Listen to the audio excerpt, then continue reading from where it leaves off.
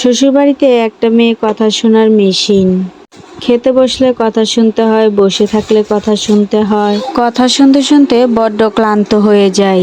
যে মেয়েটা বাবার বাড়িতে রাজরানী হয়ে থাকে আর সে মেয়েটি শ্বশুরবাড়ি গিয়ে চাকরানী হয়ে যায়। আসসালামু আলাইকুম, আশা করছি সবাই ভালো আছেন। সবাইকে সকাল সকাল অনেক অনেক শুভেচ্ছা জানিয়ে ব্লগটি স্টার্ট করতেছি।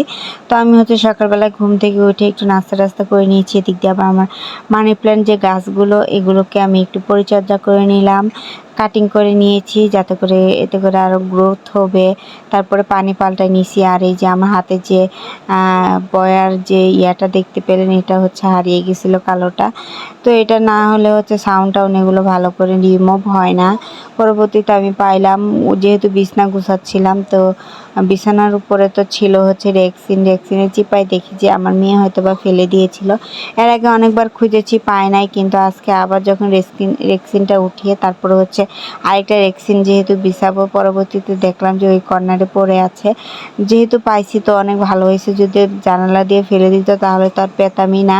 এদিক দিয়ে আমার মেয়ে আবার আলমারিগুলোতে এলোমেলো করতেছে, জিনিসপত্র বের করে আবার নিচে নামাচ্ছে, আবার উঠাচ্ছে। যাই হোক, আমার ছেলে দেখেন কত কাজে, মাশাল্লাহ, সবাই মাশাল্লাহ বলবেন। আমার ছেলেটা অনেক কাজে, সে আমার সব কাজে হেল্প করে। মেয়েটাও হেল্প করে, কিন্তু ছেলেটা তো অনেক বুঝে। তারপরে গিয়া এই মাত্র 5 বছর বয়সেতেই আমার ছেলে অনেক কিছু বুঝে, আলহামদুলিল্লাহ।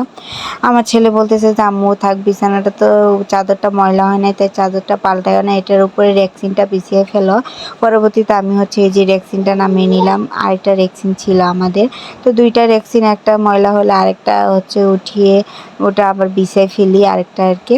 তো এদিক দিয়ে আমাদের রুমে চলে আসলাম। আমাদের রুমটাও গোছানোই আছে, বিছনা এরকম তাদের রুম সবসময় গোছানোই থাকে। তো জানালার সাথে গিয়ে আমি একটা গাছ লাগাইছি।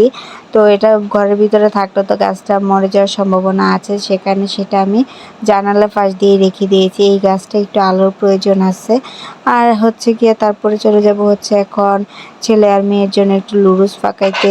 প্রথমে সবজি আর মাংসটা ভালো করে সিদ্ধ করে নিয়েছি। তারপর একটু লুডুসটা কিন্তু অনেক মজা হয়েছিল খেতে। আমার মেয়েও খেয়েছে, সাথে আমরা সবাই খেয়েছি।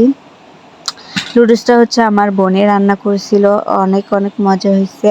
লম্বা লুডুসগুলো ছিল। তারপরে মেয়েকে একটু খাবার দিয়ে দিলাম। এখন দুপুরবেলা খাবার দিয়ে দিয়েছি। আর এসে দেখেন খাইতে বসে কি ভাংটা ধরতেছে, সে পানি খাবে। এদিক দিয়ে আমি তাকে বলতেছি আম্মু আমি তোমাকে খাওয়াই দিই, সে খাবেই না, সে তার নিজ হাতেই খাবে। তো দেখেন নিজ হাতে যেহেতু খাবে তো দিলাম।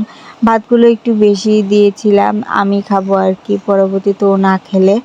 তো ওকে বললাম যে এই যে করছে, মুরগির যে কলিজা আছে এটা দিয়ে তুমি খাও।